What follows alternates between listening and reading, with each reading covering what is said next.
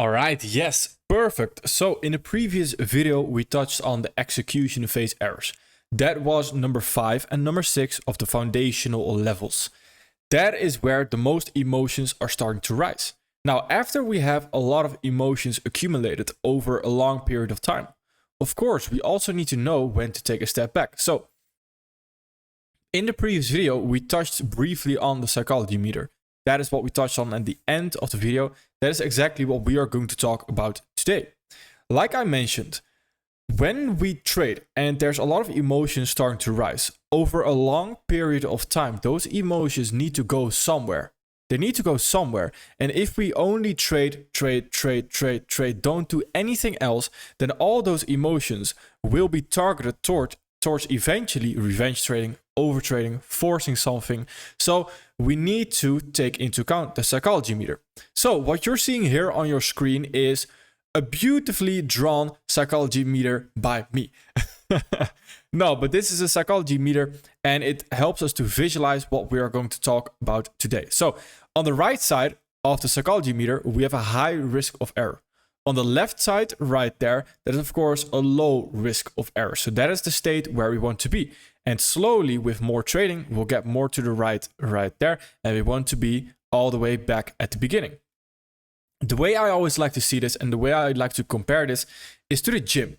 If you've ever lifted weights in your life or you've done it, again, it doesn't have to be lifting weights, but anything that requires a certain skill or you to get stronger, to learn something, etc. Then in the gym, usually if you go for a very long time and then eventually you feel like you're not making any progress, you're hitting a flat line, you're not making any progress anymore. When you take a week off or so and you think you're not making any progress in that week that you are taking off, then when you come back, all of a sudden, the flat line you had, the weights that you were struggling with, all of a sudden become a little bit easier. And you're like, what happened? That is the power of rest, the power of just simply taking a break. Taking breaks in trading is as well an extremely underrated thing. People don't talk about breaks in general, in business, in whatever it is. People don't talk about breaks. They always tell you, go, go, go, go, go, go, go. That hustle mindset, that the grinding mindset. And although I do have that mindset as well, where I keep going, going, going, but I understand that there's time to go and there's time for breaks. Where if I am not doing anything and I'm not trading, I want to fully dedicate my time to actually taking a break. So not any distractions, not still having notifications on my phone on what's happening in the trading world. No, zero, just fully focusing on my rest, fully resetting. Now, why is this important? Because when we trade over time, the more we trade, the less we take breaks. So if we don't take any breaks, when we execute constantly with new trades, etc., then we will stack up emotions. Those emotions need to go somewhere. They can't just be stuck in us all the time. Those emotions eventually will be targeted to something. We need to make sure they are targeted to our rest, as in we get those emotions out while we are actually resting, whilst we're doing nothing, and we can control those emotions again. But if we don't do that and we don't take those breaks, then what will happen? We will have those emotions that start stacking up, and eventually we will target those emotions to our revenge trading, to our overtrading, to, for example, forcing IDs, not having that clear state of mind again. So first of all, I want to again tell you a story on why we are doing this, why this is extremely beneficial. It leads me back to the basics, understanding the basics. What is the basics of the market again? Well, in order for someone to buy, there also needs to be a seller. In order for someone to sell, there also needs to be a buyer.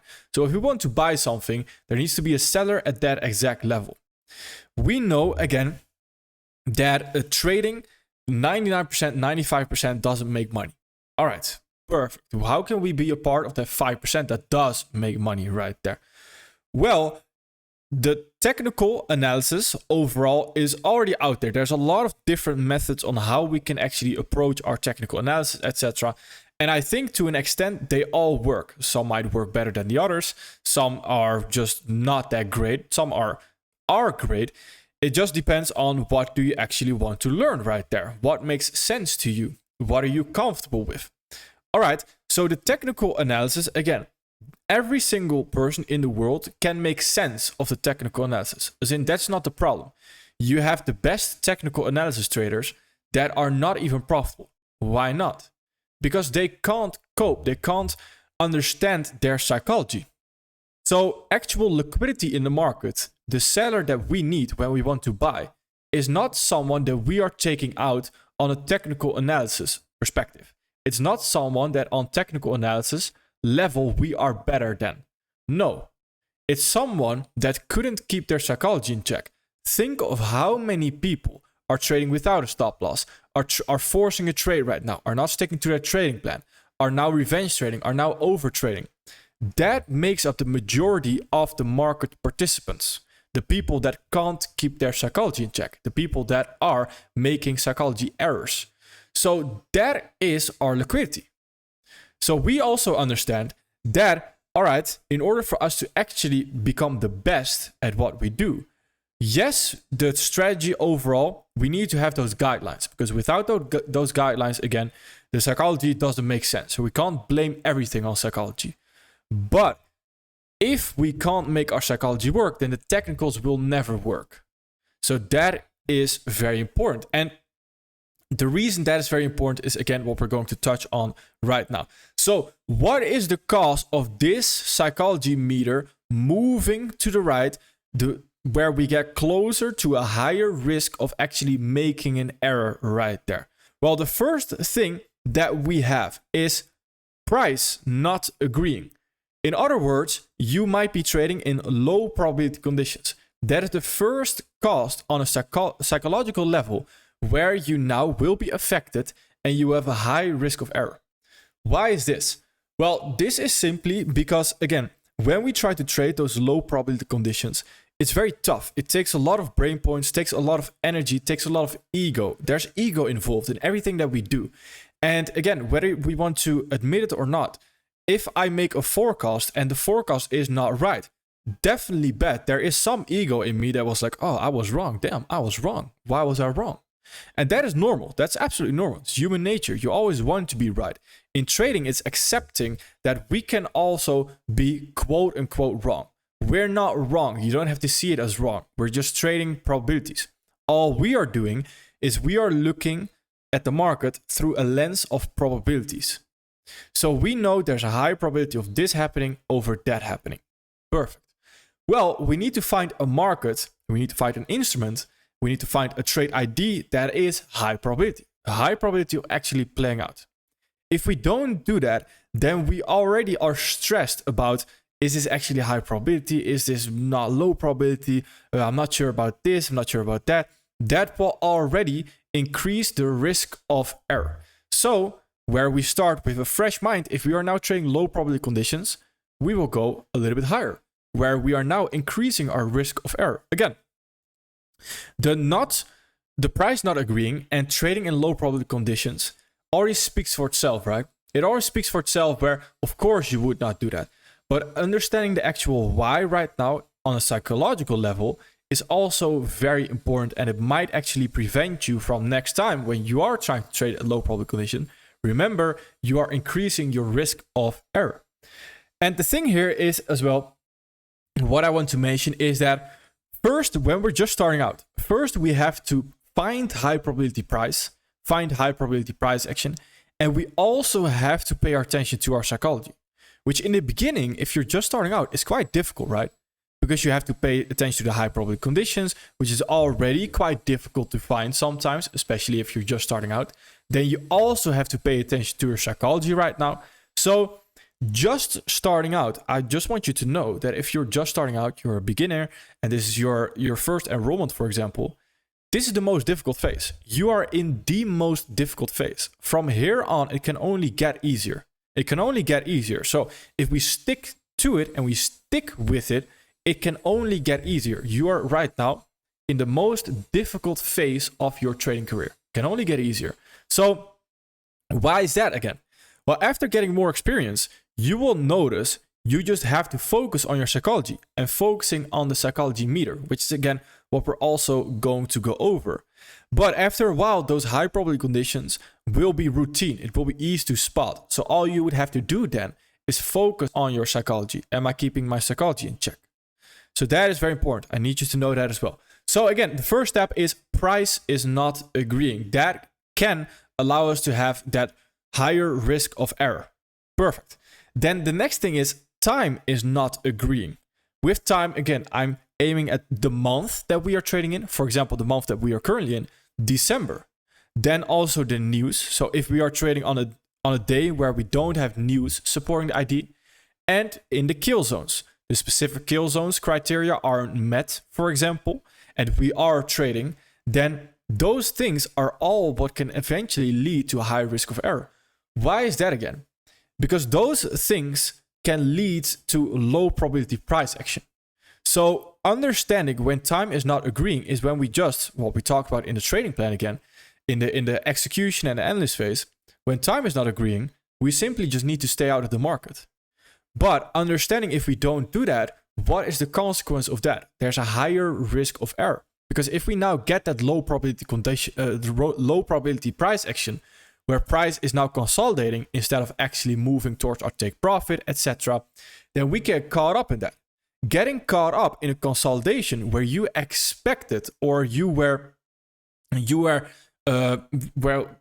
looking at a trade ID, you were looking to create some form of trend expansion to hit your take profit, of course. So when that doesn't happen, you get caught up in a consolidation. You are going to think about the whole day, basically. Because all we're doing right there is just constantly checking, are we still in a consolidation? Are we expanding right now? That takes a lot of brain points, a lot of energy away from us, and a lot of focus. Which means that overall, what will happen? The psychology meter moves to the right, and we will increase the risk of error right there. So that is also very important. And over time, again, these things start to stack up. So time, make sure, is always agreeing. That makes the environment a little bit easier to actually stick to our psychology. Very important. So then the next thing is, and that's the third one, is chart time. Our overall chart time. How much time are we spending on the charts? If we are, again, spending 8 hours a day on the charts, that is way, way, way too much. And 8 hours of actually trying to find a trade ID, etc., that is way too much. Again, that leads me back, and that's just the foundation. That's the values that we have. So we have certain values that we go over, and everything is attuned to those values. So in the philosophy video, in the intro video, we go over certain values. A value here, what we talked about, is understanding again that we are out competing someone on a psychological level. So our psychology should be stronger, our mindset should be stronger than someone else. We should be able to keep our psychology in check longer. Who do you think is the person that can keep their psychology in check the longest? Is that the person who spends 8 hours a day trying to find a trade ID, or is that the person that already knows when and where to get involved, so can use alerts, for example, and can now limit their chart time? Limiting that chart time, of course, leads to a lower risk of error. Having a lot of chart time, a lot of emotions involved, a lot of overthinking will, of course, lead to a higher risk of error right there. So that is very important to understand, that the next thing, the next cause of that higher risk of error is chart time. We always want to have the least amount of chart time possible, of course. Then the next one is, and that's the fourth one and the last one as well. These are, again, the bigger overview. So in between, in small details, we might have things that increase the higher risk of error as well.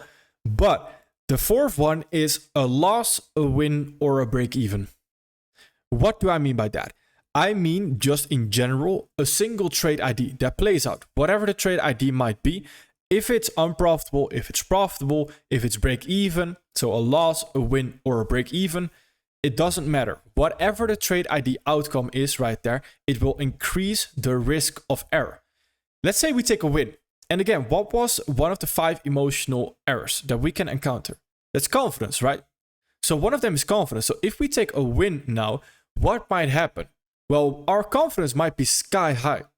Confidence being sky high is not necessarily a good thing. That is not confidence. Confidence is that very calm behavior where if we have that sky high confidence, that's not a good thing, because now we will think every trade idea that we choose will play out because we are so confident, we think we are the best. That's not a good thing again. And that might lead you to now taking trade ideas that you wouldn't take with a fresh state of mind. So your risk of error has increased. Where as well, after a loss, of course, your risk of error also increases. You are not the same person that you were before you take a trade. You are simply not the same person. Your psychology is affected. Whether you notice it or not, your psychology is affected. Your risk of error is increased after taking a trade right there. That's extremely important to understand. Now, someone else's risk of error might be a little bit higher. Someone else's risk of error might be a little bit lower. That depends on the experience overall that you have as well. But again, as a beginner, as just starting out, I would argue your risk of error after a loss, a win, or a break even is extremely high. The urge to rush back into the market, for example, the urge to do something that you shouldn't do, that is very important to understand. So again, well, now we've talked about these risks of errors, but what we've just talked about is the first part, as in we now know that basically with everything that we are going to do, even if we get to a win, a loss, or break even, in general speaking, just trading, that means that we are going to increase our risk of error. All right, well, then we also need to know how can we decrease that again. That is where it's now very important to also have a strategy on how we go about our psychology meter, which I will tell you the basic guidelines on how I approach, again, my psychology meter. So these, again, are all the factors that increase the risk of error. And the way I see it right now, or the way I see it in my personal trading, is the only thing I'm doing is I'm constantly monitoring if I can take a rest. If I can take a rest where someone else is trying to push their luck. So basically saying, I run when it actually matters. I get involved when it actually matters. I increase the risk of error when it actually matters. So when time is there to allow it to happen. So what do I mean by that again? Well, if I take a rest where someone else is trying to push their luck, I mean, for example, a person that is trying to trade when price is not agreeing, I take a rest. When time is not agreeing and another person is trying to trade, I take a rest. Where I have low chart time and someone else is having a lot of chart time, I take more rest. When I take a loss, a win, or a break even, I know that after that, my risk of error has increased, so I take a rest. So for example, when time is not agreeing and we have December, currently I have not been super active in trading December. Well, why is that? Well, think about it. Who is going to be better in the next year, in 2024, when we go into the potential high probability conditions again? Is that going to be the person that took December off, not completely off, as in I'm still focusing on my trading to still be in sync with the market, so I still know where it's want to go, etc. But my emotions are not necessarily involved that much.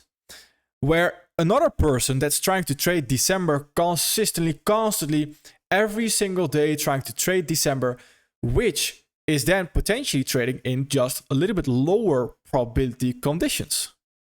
So the person that is trying to trade every single day of December right there will go into the next year with more risk of error, with more emotional damage, with more emotions accumulated over that past month. So who do you think is going to keep their psychology in check? Me or the person that was trying to trade December whilst the conditions were just not that great? And that same goes for example, when you have NFP week. When you have NFP week, on NFP on Friday, you have Thursday and you have the Friday morning. So the London session ahead of that NFP. The person trying to trade that potential consolidation, that low probability conditions ahead of NFP on that Thursday and that Friday morning will have a lot of emotions accumulated before the actual high probability condition might even happen. So if we understand that, then what will I do? Well, I understand there's a person out there right now that's trying to trade NFP ahead of the actual news event, which is just low probability conditions in general. All right, perfect. So what do? I rest during that period. So I know once my time comes right there, once my time comes to actually get involved, I will keep my psychology in check longer. So my consistency over the long term is a lot better than someone who's boom every day, every night, every single minute of the day trying to get involved, trying to find a trade ID. No, I rest. I'm an eagle. I pick my time when to actually dive in and catch that rabbit who's not paying attention to the overall bigger picture. That is who we are, and that is our mindset here. And that is very important to understand, because when you see me sometimes take a step back in the market, it's not that I'm not interested in the market. It's just I know it's better right now to take a step back, and to then, when high probability conditions are there, I'm boom, boom, boom, boom, boom, getting involved. 40 lots, my 4 trade accounts, perfect. 1 lot on those, 1 lot on that. All the accounts are getting activated. So when the time is there to jump in, I jump in fully. And that is again the mindset that we need to have. But in the meantime, we just simply rest.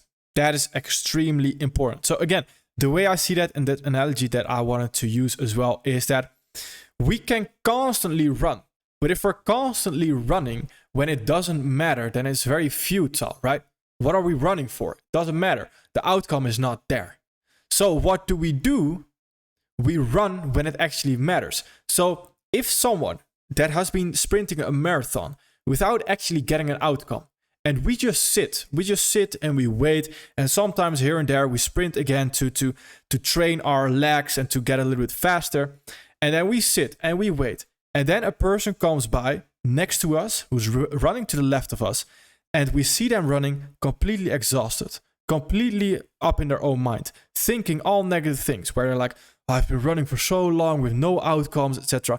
And we just sit there on a chair, and we see him running by to the left of us, and we get up and we sprint the absolute shit out of ourselves, and we beat them. We beat them easily. Why? Because we understand the game. We understand there's now a time to run. So we beat you to the place.